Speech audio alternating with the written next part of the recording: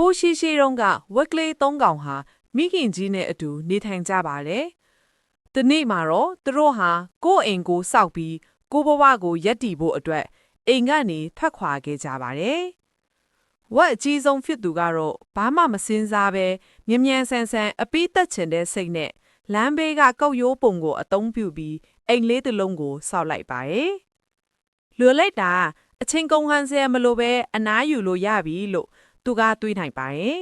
။ဝက်အလက်ဖြစ်သူကလည်းအိမ်ဆောက်တာကိုအချိန်အများကြီးမပေးချင်ပါဘူး။ဒါပေမဲ့ကောက်ရိုးထက်တော့ပိုခိုင်ခံချင်တာနဲ့တစ်ကိုင်းကြောက်တီကိုစုပြီးအိမ်လေးတစ်လုံးကိုဖွဲ့စည်းလိုက်ပါတယ်။ ဒီလောက်ဆိုအဆင်ပြေလောက်ပြီးအပြင်မှာကစားလိုက်အောင်မလို့သူကပြောလိုက်ပါတယ်။ဝက်အငယ်ဆုံးကလေးကတော့အကိုတွေလိုအပြင်းမထူခဲ့ပါဘူး။သူကအနာဂတ်အကွက်စဉ်းစားပြီးဘေးအန္တရာယ်ကနေစိတ်ချရစေမဲ့ခိုင်ခါတဲ့အိမ်တစ်လုံးကိုလိုချင်ခဲ့တယ်။ဒါကြောင့်အချိန်ပေးဆွဲအိမ်တွေအများကြီးအကုန်ခံပြီးအုတ်ခဲတွေကိုတစ်လုံးချင်းစီစနစ်တကျစီပြီးတေတတ်ခိုင်မာတဲ့အိမ်တစ်လုံးကိုစောက်လုပ်ခဲ့ပါတယ်။ဒီလိုနဲ့ဝက်ကလေးတွေကိုယ့်အိမ်နဲ့ကိုပျော်ရွှင်နေတော့မှပဲသွေးစာနေတဲ့ဝံပလွေကြီးတစ်ကောင်ရောက်လာပါတော့တယ်။ဝံပလွေကြီးဟာကောက်ရိုးအိမ်မှာနေတဲ့ဝက်အကြီးဆုံးစီကိုအရင်ဆုံးသွားခဲ့ပါတယ်။ဝလေးငါကတကောက်ဖွင့်ပေးလို့ဝံပလွေကအမိန့်ပေးတော့ဝက်ကလေးကပြန်ပြောလိုက်တယ်။ငါကမဖွင့်ပေးနိုင်ဘူးလို့ပြန်អော်လိုက်တယ် အဲ့ဒီအခါဝင်းဘလွေကြီးဟာတစ်ချက်မှုန့်လက်ယုံနဲ့ကောက်ရိုးအိမ်လေးဟာလေတဲလင့်စင်ပြိုကျသွားပြီးဝက်အကြီးဆုံးလဲကြောက်လန့်တကြားနဲ့ဝက်အလက်ရဲ့တစ်ကိုင်းအိမ်စီကိုထွက်ပြေးခဲ့ရပါတယ်။ဝင်းဘလွေကြီးဟာတစ်ကိုင်းအိမ်ကိုရောက်လာပြီးအခုငါနှစ်ကောင်လုံးကိုစားတော့မယ်လို့ချင်းချောက်ပြန်ပါတယ်။ဝက်ကလေးနှစ်ကောင်လုံးတကားကိုပိတ်ထားပေမဲ့ဝင်းဘလွေကြီးဟာအားဆိုင်ပြီးမှုန့်လိုက်တဲ့အခါမှာတစ်ကိုင်းအိမ်လဲပြိုကျပစ္စည်းသွားခဲ့ပါတော့တယ်။ဝက်ကလေးနှစ်ကောင်ဟာဝက်ငယ်ဆုံးရဲ့သူ့အိမ်စီကိုအမြန်ပြေးဝင်ခိုလုံဝှဲ့ကြတယ်။ဝံပလွေကြီးလဲဒေါသတကြီးနဲ့အုတ်အိမ်ရှေ့ရောက်လာပြီးအရင်ကလိုပဲမှုတ်ချေဖြတ်ဖို့ကြိုးစားပေမဲ့အုတ်အိမ်ကတော့နည်းနည်းမှမလုံရှားခဲ့ပါဘူး ။ဝံပလွေကြီးဟာစိတ်ပြက်ဒေါသထွက်ပြီးနောက်အိမ်မီကိုခေါင်းတိုင်ကနေဝင်ဖို့ဆုံးဖြတ်လိုက်ပါတယ်။ဒါကိုတိတဲ့ဝက်အငယ်ဆုံးကမိဖို့ထင်းကရေနွေးအိုးကြီးတစ်လုံးကိုတီးထားပြီးစောင့်နေခဲ့ပါတယ်။မိခိုးကောင်းတိုင်ထဲကနေအိမ်ထဲကိုခုန်ဆင်းလာတဲ့ဝံပလွေကြီးဟာပပဆူနေတဲ့ရေနွေးအိုးထဲကိုအရှိန်နဲ့ဆင်းသက်မိသွားပါတော့တယ်။အာပူလိုက်တာဆိုပြီးအော်ဟီရင်အမြန်ဆုံးအိမ်ပေါ်ကနေထပြေးသွားပါတော့တယ်။ဝံပလွေကြီးဟာဘယ်တော့မှပြန်မလာရဲတော့ပါဘူး။ဝက်ကိုနှစ်ကောင်ဟာညီငယ်လေးရဲ့ဉာဏ်ပညာနဲ့စ조사အားထုတ်မှုစာအသက်ရှင်ခဲ့ရတာကိုသိရှိပြီးနောက်ပိုင်းမှာသူတို့ဟာအလုပ်ကိုပေါ့ပေါ့ဆဆမလုပ်တော့ပဲညီငယ်လေးရဲ့အုတ်အိမ်ဘေးမှာပဲခိုင်ခန့်တဲ့အုတ်အိမ်ကြီးဆောက်လုပ်ပြီးပျော်ရွှင်စွာနေထိုင်သွားကြပါတော့တဲ့ဘဝမှာအမြဲတမ်းပျော်ခြင်းနဲ့တက်တောင့်တက်တာနေခြင်းနဲ့ဆိုရင်တော့ခိုင်မာတဲ့အုတ်မြစ်တစ်ခုကိုတီးဆောက်ဖို့အတွက်စ조사အားထုတ်မှုနဲ့အနစ်နာခံမှုဆိုတာမဖြစ်မနေလိုအပ်ပါရဲ့အပြင်းထူချင်းကရေတို့မှနေပေမဲ့ရေရှည်မှာတော့ဘေးအန္တရာယ်ကိုဖက်ခေါ်တတ်ပါတယ်တခါလုံးကတစ်ပင်အုပ်ဆိုင်နေတဲ့တောနက်ကြီးထဲမှာ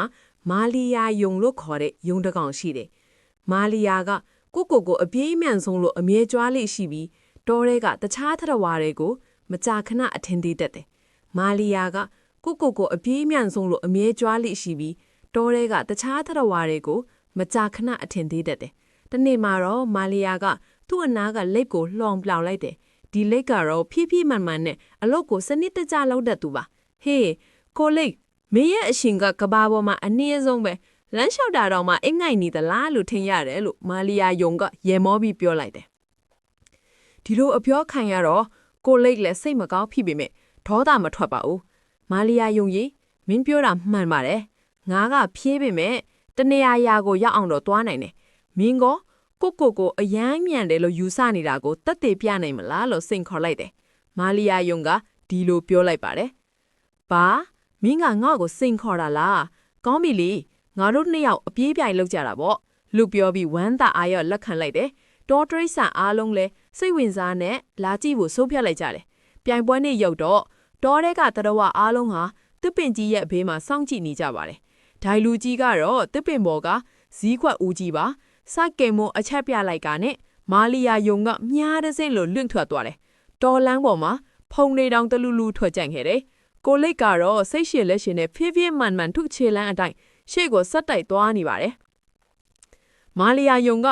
လန်ဒဝတ်လောင်ရောက်တော့နောက်လန့်ကြည့်လိုက်တယ်။ကိုလိတ်ကိုမြင်အောင်မမြင်တော့ဘူး။ဟာဒီလိတ်ကြီးကငါကိုဘယ်လိုလုပ်နိုင်မှာလဲ။အခုခဏအိမ်ငိုက်လိုက်အောင်မလို့တွေးလိုက်တယ်။ပြီးတော့လမ်းဘေးကတပ်ပင်ကြီးအောင်မှာအေးဆေးအိတ်ချလိုက်တော့တယ်။ယုံကကိုစွမ်းရီကိုအရင်အထင်ကြီးလွန်းလို့ပြိုင်ဘေးကိုပေါ့ဆသဘောထားလိုက်တာပါ။ဒီချိန်မှာတော့ကိုလိတ်ဟာဘယ်တော့မှမရက်နာပဲဖြည်းဖြည်းချင်းလန်းနေစေပါပဲ။သူကရှေ့ကိုသာကြည့်ပြီးကိုရဲ့ပန်းနိုင်ကိုမယောင်မချင်းဇွဲမလျော့ခဲ့ဘူး။ယုံအိပ်ပျော်နေတဲ့နေရာကိုဖျက်ကျော်သွားလာကိုတောင်ဂယုမဆိုင်ဘူး။သူ့ရဲ့အချိန်မှန်ကိုပဲထိန်းထားခဲ့တယ်။ခဏကြာတော့ယုံအိတ်နှိုးလာပြီးအချိန်ဘလောက်ကြာသွားမယ်မသိတော့ဘူး။ချက်ချင်းခုန်ထွက်နေပန်းနိုင်ကိုအမြန်ဆုံးပြေးသွားပါတယ်။နောက်ကျသွားပြီ။ကိုလိတ်ဟာခုနလေးထဲမှာပန်းနိုင်မြင်းဆောင်ကိုကြော်လွန်သွားပြီးသားဖြစ်နေပါပြီ။ပရိသတ်အားလုံးလည်းဟေးကိုလိတ်အနံရော့ပြီလို့ဝိုင်းအော်ပြီးလက်ခုပ်တီးကြတော့တယ် ဟိုရှိတုန်းကရွှေရော်လုံးလေးကိုအသက်ထက်မြက်နိုးတဲ့မင်းသမီးလေးတစ်ပါးရှိခဲ့ပါတယ်။ဒီနေ့မှာတော့သူမကစားနေတဲ့ရွှေဘုံလေးဟာနန်းတော်နာကရေတွင်းနဲ့ကြီးရဲကိုလိမ့်ကျသွားတယ်။ဝမ်းနဲ့ပူဆွေးနေတဲ့မင်းသမီးလေးရဲ့ရှေ့ကိုမျက်လုံးဝိုင်းဝိုင်းအသားရည်စိမ့်စိမ့်နဲ့ဖားတကောင်ရောက်လာပြီ။သူကဒီလိုပြောလိုက်ပါတယ်ဒီရွှေရော်လုံးကိုရဖို့အတွက်မင်းသမီးလေးကျုံုပ်ကိုအပေါင်းဖော်ဖြစ်ခေါ်ယူရမယ်မင်းသမီးရွှေပကံနဲ့အတူစားတောက်ခွင့်ပေးမယ်မင်းသမီးကတင်လေးပေါ်မှာအိတ်ခွင့်ပေးမယ်ဆိုရင်နာမင်းသမီးရဲ့ရွှေရော်လုံးကိုပြန်ယူပေးမယ်လို့ပြောလိုက်ပါတယ်မင်းသမီးလေးကဖားရဲ့တောင်းဆိုချက်တွေကိုနားထောင်ရင်းမျက်နှာရှုံးမဲ့သွားပေမဲ့ရွှေရော်လုံးပြန်ရဖို့အတွက်အလွယ်တကူပဲကတိပေးလိုက်ပါတယ်ဖားကရေထဲကိုခုန်ဆင်းပြီးရွှေရော်လုံးကိုပြန်ယူလာပေးတယ်ပေါ်လုံးပြန်ရတာနဲ့မင်းသမီးလေးဟာကတိကိုမေ့လျော့ပြီးနန်းတော်စီအပြေးပြန်ဝင်သွားတော့တဲ့နောက်မနက်မှာတော့နန်းတော်တကားကိုတောက်ဆိုပြီးခောက်တန်ကြားရတယ်မင်းသမီးလေးကတကားကိုဖွင့်ကြည့်တော့မနေ့ကဖားကြီးဖြစ်နေပြီးသူမရဲ့တခါဝမှာရောက်နေတာကိုတွေ့လိုက်ရတယ်ကြောက်ရွံ့နှုံလို့စွာနဲ့ဖခင်ဘရင်ကြီးကိုအဖြစ်အပျက်တွေပြောပြလိုက်တော့တယ်ဘရင်ကြီးကပြန်ပြောလိုက်ပါတယ်သမီးလေးရဲ့ဂတိဆိုတာဂတိပဲမင်းပေးထားတဲ့ဂတိကိုတည်ရမယ်လို့ပြက်သားပြောခဲ့ပါတယ်ဖခင်ရဲ့အမိန့်ကိုမလွန်ဆန်နိုင်တော့တဲ့မင်းသမီးလေးဟာဖားကိုအခန်းထဲဝင်ခွင့်ပြုလိုက်ရတယ်ဖားကမင်းသမီးလေးရဲ့ရွှေပကံနဲ့စားတယ်ပြီးတော့မင်းသမီးလေးရဲ့ကတင်ပေါ်မှာလည်းအတူအိတ်ခွင့်တောင်းတယ်မင်းသမီးလေးကရုံမုံစွာနဲ့သူ့ကိုနယံစီပစ်ပေါက်လိုက်တယ်ဖားကနယံကိုမထိခင်မှာပဲတောက်ပတဲ့အလင်းရောင်တစ်ခုနဲ့အတူချောမောခံရတဲ့မင်းသားတစ်ပါးဖြစ်ပြောင်းလဲသွားပါတယ်မင်းသားကသူဟာမင်းသားတစ်ယောက်ဖြစ်ပြီးတနေ့မှကကျွန်တော်မဲလိုက်ပြီးတိရစ္ဆာန်တစ်ကောင်ကိုများနဲ့ပြစ်လိုက်ပါတယ်ဒီလိုနဲ့နှစ်သမီးတစ်ပါးကကျွန်တော်မကောင်းတာကိုလုပ်ခဲ့တာတွေကိုတွေ့ပြီးကျွန်တော်ကိုဖားတစ်ကောင်ဖြစ်ကျိန်စားရွတ်လိုက်ပါတယ်အဲ့နေ့ကစားပြီးကျွန်တော်ရဲ့နန်းတော်ကိုထွက်လာပါတယ်မထင်မှတ်ပဲမင်းသမီးတို့ရဲ့နန်းတော်ကိုရောက်လာပါတယ်လို့ပြောလိုက်ပါတယ်မင်းသမီးလည်းဒီစကားကိုကြားပြီးတဲ့နောက်ဒီဖားလေးကိုတနာသွားပြီးဒီလိုနဲ့သူတို့နှစ်ယောက်ဟာတဖြည်းဖြည်းရင်းနှီးလာကြပြီးမင်းသမီးလေးလည်းဒီဖားကိုချစ်မိသွားပါတယ်မင်းသမီးရဲ့အချစ်ကဖားမင်းသားကိုပြောလိုက်ပါတယ်ဒီလိုနဲ့ကျိန်စာဟာရုတ်တရက်ဖားဟာကတုံပြောသွားပြီးခန့်ညာတဲ့မင်းသားတစ်ပါးပြောလဲသွားပါတယ်မင်းသမီးလဲတာကိုမြင်တော့အံ့ဩစွာနဲ့ကြည်နေခဲ့ပါတယ်မင်းသားကကျိန်စာမသိခင်မှာတယောက်ကချစ်ခင်ကျင်နာမှုနဲ့ချစ်ချင်းမြတ်တာတွေနဲ့အချစ်စစ်တွေ့မှကျိန်စာပြဲမယ်ဆိုတာကိုရှင်းပြခဲ့တယ်မင်းသမီးလေးဟာကိုချင်းစာစိတ်နဲ့နောင်တရသွားပြီးချောမောတဲ့မင်းသားကိုတဖြည်းဖြည်းချစ်ခင်လာခဲ့တယ်သူတို့နှစ်ဦးဟာနောက်ပိုင်းမှာလက်ထပ်ပြီးထာဝရစီးစိမ်ချမ်းသာနဲ့ပျော်ရွှင်စွာနေထိုင်သွားကြပါတော့တယ်။လွန်ခဲ့သောနှစ်ပေါင်းများစွာကမြို့ငယ်လေးတစ်မျိုးရဲ့စင်ကြေဖုံးရက်ွက်လေးမှာဒေါ်မြဝါဆိုတဲ့မိခင်တစ်ယောက်ဟာသူမရဲ့သားသမီးနှစ်ယောက်နဲ့အတူအလွန်စည်းရဲနွမ်းပါးစွာနေထိုင်ခဲ့ပါတယ်။ဒေါ်မြဝါဟာတနေ့ကုန်ပင်ပန်းစည်းရဲစွာအလွတ်လုပ်ပြီးမိသားစုကိုကျွေးမွေးခဲ့ရပါတယ်။သူမဟာသားတစ်ယောက်နဲ့သမီးတစ်ယောက်ရှိပါတယ်။သားဖြစ်သူမောင်ကျော်စွာကတော့လူပြိုပေါက်အရွယ်ရောက်နေပြီဖြစ်ပေမဲ့အလုပ်ကိုစိတ်မဝင်စားခဲ့ဘူးအမေကိုလည်းဘာမှမကူညီပဲတနေ့ပြီးတနေ့တငယ်ချင်းတွေနဲ့လဲပတ်ပြောပါနေလေးရှိပါတယ်အမေရဲ့ချွေးနဲ့ပတ်စံကိုအလွယ်တကူသုံးဆွဲရတာကိုသဘောကျပြီးအိမ်အလုပ်အပြင်အလုပ်ဘတုကိုမှဝိုင်းဝန်းလောက်ကင်ခြင်းမရှိခဲ့ပါဘူးဒေါ်မြဝါခိုင်းရင်တောင်မှမျက်နာမဲ့ပြီးမလုတ်ချင်အောင်စောင့်နေတတ်ပါတယ်ဒါပေမဲ့သမီးဖြစ်သူမငင်းချမ်းကတော့မောင်ကျော်စွာနဲ့လုံးဝဆန့်ကျင်ဘက်ပါမငင်းချမ်းဟာငယ်ရွယ်သေးပေမဲ့အမေကိုအယံကူညီခြင်းစိတ်ရှိပါတယ်အိမ်မကိစ္စတွေဖြစ်တဲ့ထမင်းချက်တာအဝတ်လျှော်တာအင်တန်ရှင်းရွလုပ်တာကအစအကုန်လုံးကိုလှုပ်ဆောင်ပေးပါတယ်အမေအပြင်အလုပ်ကပြန်လာရင်လည်းခြေဆုပ်လက်နဲ့ပြုစုပေးပြီးအမေပင်ပန်းမနေရအောင်အမြဲခရူးဆိုင်ပါတယ်တချို့ရက်တွေမှာဆိုရင်အမေနဲ့အတူအပြင်အလုပ်ကိုလည်းလိုက်ပါလုပ်ကင်ပြီးပတ်စံသွားရှာတဲ့အချိန်ကူတဝိုင်းကူညီခဲ့ပါတယ်တနေ့မှာတော့ဒေါ်မြဲဝါဟာဖျားနာပြီးအိပ်ရတဲ့လဲကြခဲ့ပါတယ်ဒီအချိန်မှာမောင်ကျော်စွာဟာသူ့မိနာမကြမ်းဖြစ်တာကိုတော့ဂယုမဆိုင်ပဲအပြင်ထွက်ဖို့ပဲစဉ်းစားနေခဲ့ပါတယ်။အမေနေမကောင်းဘူးလား။ကျွန်တော်ဘာမှမလုပ်ပေးနိုင်ဘူးနော်။အပြင်ခဏသွားလိုက်အောင်မေလို့ပြောပြီးအလွယ်တကူထွက်သွားဖို့ပြင်ဆင်ပါတယ် ဒါပေမဲ့မငိမ့်ချမ်းကတော့အမေရဲ့နာမကျန်းမှုကိုမြင်ပြီးစိတ်မကောင်းဖြစ်ခဲ့ဟန်ပါတယ်။သူမဟာအမေအတွက်စေးဝါဝယ်ရှောက်ဖွေပြီးထမင်းချင်းဟင်းချက်ပြုတ်ကျွေးမွေးအမေရဲ့ဘေးနားမှာတချင်းလုံးနေပြီးပြုစုဆောင်ရှောက်ပေးခဲ့ပါတယ်။အိမ်လွတ်အားလုံးကိုလည်းတယောက်တည်းတာဝန်ယူလုပ်ကင်ခဲ့ရတာကြောင့်အယမ်းကိုပင်ပန်းခဲ့ပါတယ်။ဒီလိုနဲ့ရက်တွေ့ကြလာတော့မောင်ကျော်စွာဟာအပြင်ကနေအိမ်ပြန်ရောက်လာချိန်မှာအိမ်ထဲမှာရှိတဲ့မြင်ကွင်းကြောင့်သူအံ့အားသင့်သွားခဲ့ရပါတယ်။ သူ့အမိဟာမငင်းချမ်းရဲ့ကြိုးစားပြုစုမှုကြောင့်ကြားမာလာပြီးအနှဲငယ်ဒါပေမဲ့မငင်းချမ်းကတော့အခုချိန်မှာပင်မနွမ်းနယ်နေတဲ့ပုံပေါက်နေပါတယ်။အဲ့ဒီအခါဒေါ်မြဝါဟာမငင်းချမ်းရဲ့လက်ကိုကိုက်ပြီးမျက်လီတွေနဲ့ပြောလိုက်ပါရဲ့။သမီးရဲ့သမီးကြောင့်အမိအသက်ရှင်ခဲ့ရတာပါ။သမီးသာမရှိရင်အမိတေလောက်ပါပြီလို့ပြောပြီးဒီစကားကိုမောင်ကျော်စွာဟာကြားလိုက်ရတဲ့အခါမောင်ကျော်စွာရဲ့ရင်ထဲမှာဆူဆူနစ်နစ် ခံစားလိုက်ရပြီးနောင်တရစိတ်တွေဖြစ်ပေါ်လာခဲ့တာတဲ့။သူဟာအမေကိုလစ်လူရှုခဲ့တာညီမလေးရဲ့ပြင်ပန်းမှုကိုဂယုမဆိုင်ခဲ့တာတွေကိုပြန်တွေးမိပြီးမျက်ရည်ကျခဲ့ပါတယ်။လာအမေတားမှားပါတယ်။တားကိုခွင့်လွတ်ပါ။နောက်ဆိုရင်တားလည်းအလုပ်လုပ်မယ်။အမေနဲ့ညီမလေးကိုကူညီပြီးစောင့်ရှောက်ပါမယ်ကိုပြောပြီးသူ့ရဲ့အမေရှင်မှာဒူးတောက်ပြီးတောင်းပန်ခဲ့ပါတယ်။ဒေါ်မြဝါကသူ့သားကိုညစ်ထားပြီးနေတဲ့မျက်လုံးနဲ့ကြည့်ပြီးဒီလိုပြောလိုက်ပါတယ်။တားရဲ့အမေတို့ကိုကူညီချင်တဲ့စိတ်ကလေးရှိရင်ပဲရပါတယ်။နောင်တရတာဟာအမှားကိုပြုပြင်ဖို့ပထမဆုံးထီလန့်ပဲလို့ပြောလိုက်ပါတယ်။အဲ့ဒီနေ့ကစပြီးမောင်ကျော်စွာဟာအရင်လိုပြင်းကြီးချင်မရှိတော့ပဲကျွတ်ကြောဆဆအလုပ်ကိုလုပ်ကင်ခဲ့ပါတယ်။ညီမဖြစ်သူမငင်းချမ်းတဲ့အတူအမေကိုဝိုင်းဝန်းပြုစုဆောင်ရှောက်ရင်းသူတို့ရဲ့စင်းရဲတဲ့ဘဝလေးဟာချစ်ချင်းမြတ်တာဟာစ조사အားထုတ်မှုတွေနဲ့အတူတထီထီတိုးတက်လာပါတော့တယ်။ ဒီပုံမြင်လေးကပိတ်ဆက်မရှိရင်တောင်မိသားစုအချင်းချင်းချစ်ထင်ကြနာမှုနဲ့တဦးကိုတဦးကူညီမှုနဲ့စ조사အားထုတ်မှုတွေရှိရင်ဘဝမှာအခက်အခဲတွေကိုကျော်လွှားနိုင်ပြီးပျော်ရွှင်ချမ်းမြေ့တဲ့ဘဝကိုဖန်တီးနိုင်တယ်ဆိုတဲ့သင်ခန်းစာကိုပေးခဲ့ပါတယ်။ ရှိတုန်းကလူသားတွေမသိနိုင်တဲ့နှဆိုင်လာတဲ့မိယာကဘာတစ်ခုရှိပါတယ်။ဒီကဘာကိုနီယာဝနာလို့ခေါ်ပြီးနဂါမင်းကြီးအုပ်စိုးခဲ့ပါတယ်။သူကကြောက်စင်းတောင်ကလေးကိုသူ့ရဲ့ခန္ဓာကိုယ်တစ်ခုလုံးကိုကြောက်စင်းတောင်ကိုပတ်ဝိုင်းထားပါတယ်။မိခိုးရောက်မျက်လုံးမြောက်နဲ့နှစ်ပေါင်းထောင်ချီပြီးအိပ်ပျော်နေခဲ့ပါတယ်။သူနိုးလာတဲ့အခါတိုင်းမြေကြီးတွေကိုချက်ချင်းတုံလုပ်တော်ပါတယ်။အထက်ကဘာဘော်တွင်အီလီယန်လူနာမဲရှိတဲ့ရဲရင်တော်တောသားတစ်ယောက်နေထိုင်ပါတယ်။သူဟာတောအုပ်ကြီးကိုအကြိုက်နေတဲ့လူတစ်ယောက်ဖြစ်ပြီးသူဟာတောနက်ထဲကတရိษံများစွာနဲ့သူ့တင်ငယ်ချင်းတွေဖြစ်ကြပြီးတောနက်ထဲကိုနေထိုင်ပါတယ်။တနေ့မှသူကကျေးဇူးရှင်တစ်တော်ထဲကတကြီးနာမောင်ကျန်းဖြတ်လာပြီးကုသအရန်မထစ်နိုင်လို့အပ်နေတဲ့မှိုင်းညို့စီဒီဆေးပင်ကပျောက်ဆုံးနေတဲ့စိတ်တစ်မျိုးဖြစ်ပါတယ်။ဒီဆေးပင်ဟာနီယာဝနနဂါမင်းရှိတဲ့မြေအောက်ကဘာမှာပဲရှိပါတယ်။မြေအောက်ကဘာဟာနေရောက်သွားတဲ့လူတွေကရှေးဟောင်းစာရွက်စာတမ်းမြထဲမှာလေရေးထားပါတယ်။အီလီယန်ဟာမြေအောက်ကဘာကိုတွားဖို့ဆုံးဖြတ်လိုက်ပါတယ်။သူဟာတောင်ချေရင်ကွဲကြတဲ့မှခြောက်နှက်ကြီးထဲကိုဆင်းသွားခဲ့တယ်။အောက်ခြေကိုရောက်တဲ့အခါကြောက်စိမ့်တောင်တန်းများမိပွားများလှုပ်ထုံနေသောမြင်များကိုမြင်တွေ့ရပါတယ်။ထူးဆန်းသောအလင်းရောင်များထွက်နေပါတယ်။မှုပင်များရွှေရောင်ပန်းများကသူ့ကိုကြိုဆိုနေပါတယ်။သို့တော့နဂါမင်းနီယာဝနနေရာတဲ့ကိုချင်းကဲ့ရောင်မလွယ်ကူပဲ။၆ကမ်းပါသူလျှောက်သူလျှောက်ဖွေနေစေပါ။ညိုမိုင်းနေသောအလင်းတန်းတစ်ခုကိုတတိထားမိပါတယ်။ချင်းကဲ့ကြည့်သောအခါနတ်သမီးတစ်ပါး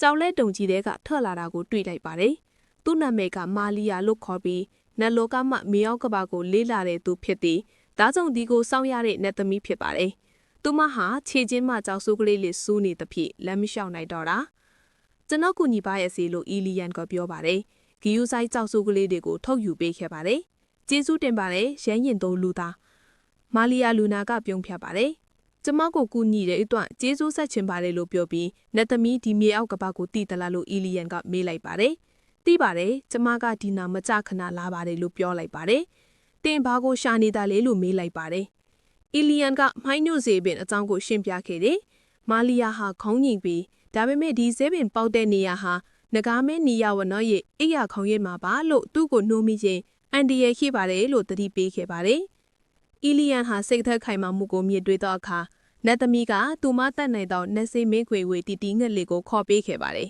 ။ဒီငှက်လေးကအတန်မပီတာတော့လေနဂါမင်းရဲ့နားလေးကိုဝင်ရောက်ပြီးအိပ်ပျော်နေစေနိုင်သောနတ်တင်သားတိုင်ကိုဆိုနိုင်ပါတယ်။သူတို့သုံးဦးကအတူတကွနဂါမင်းကိုကြောက်ကူးကြီးစီတို့ခြိတက်သွားကြပါတယ်။ကိုယ်ထဲမှာနဂါမင်းနီယာဝနာရဲ့ခန္ဓာကိုယ်အစိပ်အပိုင်းဖြစ်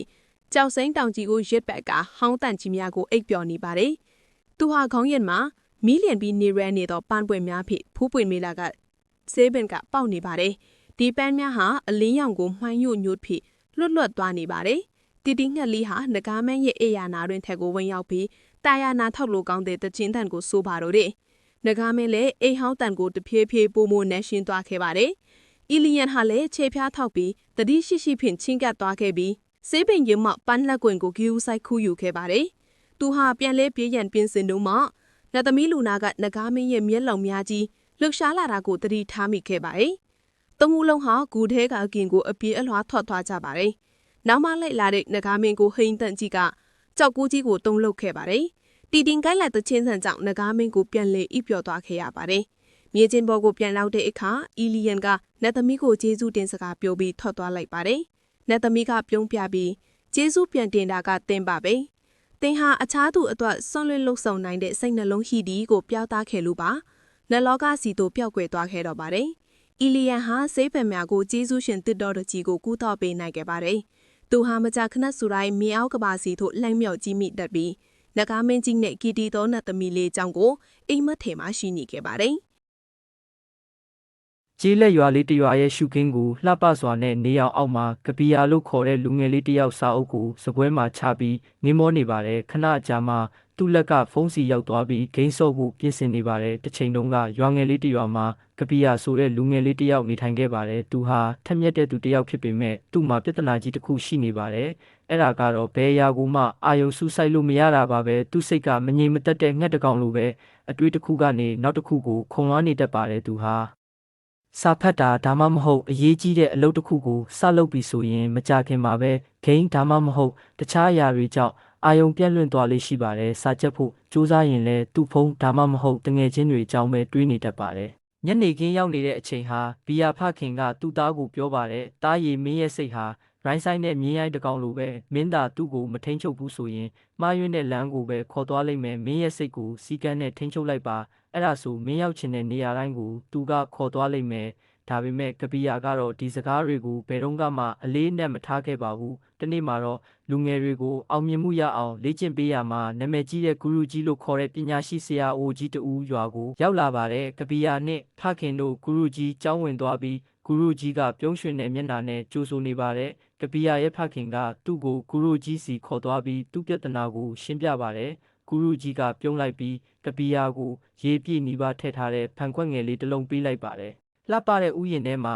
ကပီယာကရေဖန်ခွက်ကိုဂယုတစိုက်ကင်ပြီးဒီဖန်ခွက်ကိုကင်ထားပါငါရဲ့ဥယျာဉ်ပတ်ပတ်လဲကိုရှောက်နေရင်ရေတစ်ဆက်၄တောင်မဖိတ်အောင်တတိထားပါလို့ကပီယာကိုပြောလိုက်ပါတယ်ကြည့်ရတာတော့ရိုးရှင်းတဲ့အလုပ်ပါဒါပေမဲ့ကပီယာရှောက်လာတဲ့အခါမှာငှက်တွေကကြီးတရွက်တွေကတရှဲရှဲအနီးနားကကလေးတွေကရေမောနေကြပါတယ်သူလှည့်ကြည့်လိုက်တိုင်းရေတွေဖိတ်ကြကုန်ပါတယ်သူပြန်ရောက်လာတဲ့အခါဖန်ခွက်ထဲကရေတဝက်လောက်ကုန်နေပါပြီဒါပေါ့ဒီဖန်ခွက်လေးဟာမင်းရဲ့ပန်းတိုင်နဲ့တူတယ်ဒီရေတွေကတော့မင်းရဲ့အာယုံစူးစိုက်မှုပဲမင်းပတ်ဝန်းကျင်ကအာယုံပြန့်လွင့်စေတဲ့အရာတွေကတော့လောကရဲ့စူညံတန်တွေနဲ့တူတယ်မင်းသာမင်းရဲ့ရည်ရွယ်ချက်အပေါ်စိတ်ကိုခိုင်မြဲစွာမထားနိုင်ဘူးဆိုရင်မင်းမတိလိုက်ခင်မှာပဲအရာအလုံးကိုဆုံးရှုံးသွားလိမ့်မယ်အဲ့ဒီနေ့ကစပြီးသူဟာနေ့စဉ်တစ်ချိန်နဲ့အိပ်ယာထားတာဖုံးသုံးပြတာကိုကန့်သက်တာနဲ့သူလုပ်သမျှအရာတိုင်းကိုအာယုံအပြည့်အဝပေးတာစတဲ့လွယ်ကူတဲ့အရာလေးတွေကနေစတင်ခဲ့ပါတယ်သူစိတ်ကိုတည်ငြိမ်ပြီးခိုင်မြဲလာအောင်လေ့ကျင့်ဖို့မနက်တိုင်းမိနစ်အနည်းငယ်တရားထိုင်လေးရှိပါတယ်အစပိုင်းမှာတော့ခက်ခဲပါတယ်သူစိတ်ကအရင်လိုပဲလွင်ပါနေသေးပါဒါပေမဲ့သူကအဲ့ဒီစိတ်ကိုလက်ရှိအလုပ်စီကိုမရမကပြန်ဆွဲခေါ်ခဲ့ပါတယ်ရက်တပတ်တွေဟာလအဖြစ်ပြောင်းလဲလာပြီးဖြည်းဖြည်းချင်းကပီယာဟာသူ့ကိုယ်သူပြောင်းလဲလာတာကိုခံစားလာရပါတယ်။သူ့မှတ်ဉာဏ်တွေကောင်းလာတဲ့စာမှုပွဲအမှတ်တွေတက်လာပါတယ်။တစ်နှစ်အကြာမှာနိုင်ငံတော်အဆင့်ပြိုင်ပွဲကြီးတစ်ခုကိုကြေညာခဲ့ပါတယ်။ကျောင်းသားတွေဟာခက်ခဲတဲ့ပြဿနာတွေကိုအချိန်ကန့်အသတ်တွင်ဖြေရှင်းရမှာဖြစ်ပါတယ်။ကပီယာလည်းဝင်ပြိုင်ခဲ့ပါတယ်။မိကွန်းတွေကထောင်ချောက်ဆင်ထားပြီးကျောင်းသားအများစုထိတ်လန့်တုန်လှုပ်ခဲ့ကြပါတယ်။ဒါပေမဲ့ကပီယာကတော့တည်ငြိမ်နေခဲ့ပါတယ်ဂူရုကြီးသူ့ကိုရေဖန်ကွက်နဲ့တင်ပေးခဲ့တယ်လို့ပဲသူဟာတစ်ချိန်တည်းမှာပဲမိကွန်းတစ်ခုချင်းစီကိုသာအာယုံစုစိုက်ခဲ့ပါတယ်ပြိုင်ပွဲရလက်ထွက်လာချိန်ကပီယာကိုအနိုင်ရရှိသူဖြစ်ကြောင်းကြေညာလိုက်ပါတယ်လူတိုင်းကသူ့ကိုဝမ်းသာအားရလက်ခုပ်တီးကြပြီးဂူရုကြီးကလည်းဂုဏ်ယူစွာပြုံးပြခဲ့ပါတယ်ကပီယာဟာစီကန်းရှိတဲ့စိတ်ဟာအရေးချင်းကံကောင်းခြင်းဒါမှမဟုတ်ဉာဏ်ရည်ဉာဏ်သွေးထက်ပိုပြီးအစွမ်းထက်ကြောင်းတက်တည်ပြခဲ့ပါတယ်အဲ့ဒီအချိန်ကစပြီး ကပီယာကိုသူ့စိတ်ကိုပိုင်နိုင်ထိန်းချုပ်နိုင်ခဲ့တဲ့သူအဖြစ်ရွာမှာလူသိများလာပါတော့တယ်ဒီနေ့မှာတင့်စိတ်ထဲမှာအားပေးတိုက်တွန်းမှုမိဘလေးတစ်ဆက်လောက်ဖြစ်ပေါ်ခဲ့တယ်ဆိုရင်အဲ့ဒါကိုမိန်သွားအောင်မလုပ်ပါနဲ့ဒီဗီဒီယိုကို like လုပ်ပေးပါမျှော်လင့်ချက်လိုအပ်နေတဲ့တငယ်ချင်းတစ်ယောက်စီကို share လုပ်ပေးပါပြီးတော့ကျွန်တော်တို့ရဲ့ဒီအင်အားနဲ့ဉာဏ်ပညာခီးလန်းကိုအတူတူဆက်လျှောက်နိုင်ဖို့ subscribe လုပ်ပေးဖို့လည်းမမေ့ပါနဲ့နော်တင်းရဲ့နောက်ထပ်အောင်မြင်မှုအခမ်းကဏ္ဍတစ်ဟာတင်းစိတ်ကိုစီကန်းနဲ့ထိန်းချုပ်ဖို့ဆုံးဖြတ်လိုက်တဲ့အချိန်ကစပြီးစတင်ပါပြီ။